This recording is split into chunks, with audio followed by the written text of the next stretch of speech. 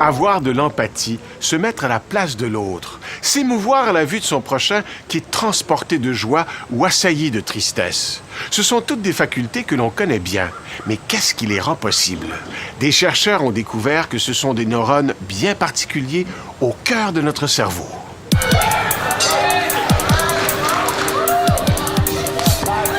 Un événement sportif. Dans l'arène, les boxeurs combattent. Les spectateurs, eux, regardent captivés par l'action. Ils vivent chaque coup que donne ou que reçoit leur favori. Pour cela, des neurones s'allument dans leur cerveau. Ce sont les neurones miroirs. Ils leur permettent de se connecter au spectacle, de s'imaginer à la place des boxeurs et de partager leurs défaites ou leurs victoires.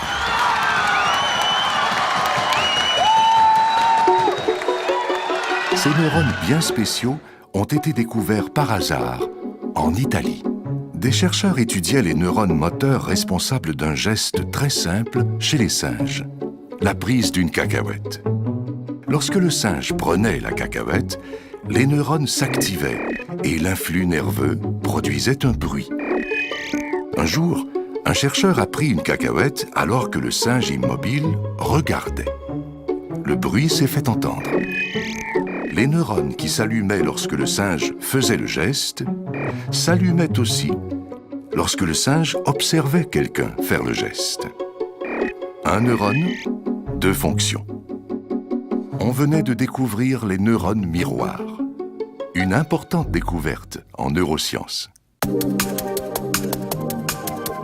Ce qui est vrai pour le singe l'est aussi pour l'humain. Quand nous observons quelqu'un faire un geste, notre cerveau devient un véritable simulateur. Les systèmes neuronaux responsables du geste s'activent, même si nous demeurons totalement immobiles. Ce phénomène faciliterait l'apprentissage. L'imitation pourrait aussi être sous-tendue par ces mécanismes-là, parce que lorsqu'on veut imiter le mouvement de quelqu'un d'autre, bien évidemment, si nos propres réseaux sont activés, qui sont impliqués dans le mouvement qu'on veut imiter, mais à ce moment-là, de passer de l'observation à l'action du mouvement se fait très simplement. Chez l'humain, l'imitation est un mode d'apprentissage très efficace. Les enfants apprennent surtout en imitant les autres. En tout cas, on a hâte que ça soit fini. Aussi. Les systèmes miroirs joueraient également un rôle dans l'empathie. Ils permettraient de saisir, de deviner ce que ressentent les gens. Et alors, Marie-Christine, je vais te demander simplement de regarder l'écran d'ordinateur. Tu vas voir des images avec des expressions émotionnelles de visage, puis la seule chose que tu vas faire, c'est les regarder. Okay? Dans cette expérience, on présente au sujet des visages qui montrent des expressions de joie ou de colère. Des électrodes captent l'activité de deux muscles. L'un près de la bouche est associé à la joie, l'autre au niveau du sourcil, à la colère. À l'insu du sujet, dans le fond, c'est qu'il y a une activation musculaire très spécifique. C'est-à-dire que si j'observe une personne qui sourit de façon inconsciente et de façon très faible, les muscles donc, qui sont impliqués dans le sourire, si moi-même je souriais, sont activés, sont contractés. Évidemment, très faiblement. Puis même chose pour un autre type d'émotion, pour la colère, par exemple. Lorsque j'observe la colère, je vais avoir une contraction musculaire des muscles qui sous-tendent l'expression de colère chez moi, même si, évidemment, je vais seulement l'observer chez quelqu'un d'autre. Dès qu'une image de joie ou de colère apparaît, l'un des muscles s'active. Mais notre cerveau ne se contente pas de simuler la mimique d'une émotion. Il fait beaucoup mieux. Dans une région du cerveau, c'est l'émotion elle-même qui se trouve reproduite.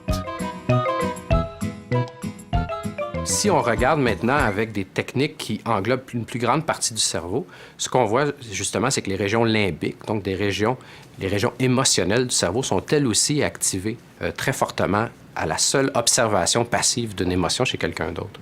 Donc, ces données-là montrent clairement que l'observation d'une émotion active ou recrute tout un réseau de neurones ou tout un réseau de régions corticales qui sont, à vrai dire, les mêmes, qui sont activées lorsque la personne elle-même ressent cette émotion-là.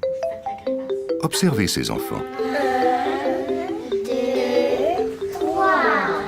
Nous avons demandé à l'un d'eux de goûter un citron. Regardez la grimace des autres. Leur système miroir fonctionne à merveille. Ils vivent le supplice de leur ami. Ils ont pour lui de l'empathie. Une qualité essentielle pour vivre en société. Non, parce qu'on joue pas au bébé, on joue au magasin. Qu'arrive-t-il si les systèmes miroirs sont déficients? Il a été suggéré très tôt qu'une des représentations pathologiques d'un problème de neurones miroirs pourrait être l'autisme. Pour différentes raisons, mais principalement, c'est que l'autisme se caractérise en partie par des problèmes sociaux, donc de mise en relation avec autrui. Puis les réseaux miroirs pourraient théoriquement être un des réseaux qui sous-tend ces comportements-là, des comportements sociaux, parce qu'ils permettent de se mettre, dans le fond, dans l'esprit ou dans la tête de quelqu'un d'autre. Donc, Marie-Christine, je vais te demander de regarder les vidéos qui vont être présentées à l'écran. Pendant ce temps-là, je vais stimuler ton cortex moteur droit ici. C'est bon? Hugo Théoret et son équipe ont mené des expériences pour comparer le système miroir de sujets normaux, comme ici, et d'autistes légers. Chez les autistes, la réponse miroir est faible. Et plus l'autisme du sujet est important, plus faible sera la réponse. Pour le moment, on ne sait pas si ce déficit des systèmes miroirs chez les autistes est la cause ou la conséquence de leur état. C'est clair que une personne qui n'a pas ces réseaux-là, puis on le voit chez les personnes avec autisme, ça n'élimine pas complètement la compréhension d'autrui. Les personnes avec autisme sont capables d'avoir des réactions empathiques, sont capables de comprendre ce qui se passe chez quelqu'un d'autre. Ce que les réseaux de neurones permettent, selon moi, c'est de permettre de faire ça très rapidement, de façon automatique. Donc, c'est un mécanisme automatique, inconscient. Un beau petit gâteau, hein? Apprentissage, imitation, empathie, socialisation. Les systèmes miroirs auraient de multiples fonctions. D'une certaine façon, les systèmes miroirs nous aident à vivre en société, à vivre au diapason des autres. La prochaine fois qu'un spectacle ou un événement sportif nous fera vibrer, n'oublions pas d'en remercier les neurones miroirs. Ce sont eux qui nous mettent instantanément, sans même y réfléchir, en résonance avec le monde qui nous entoure.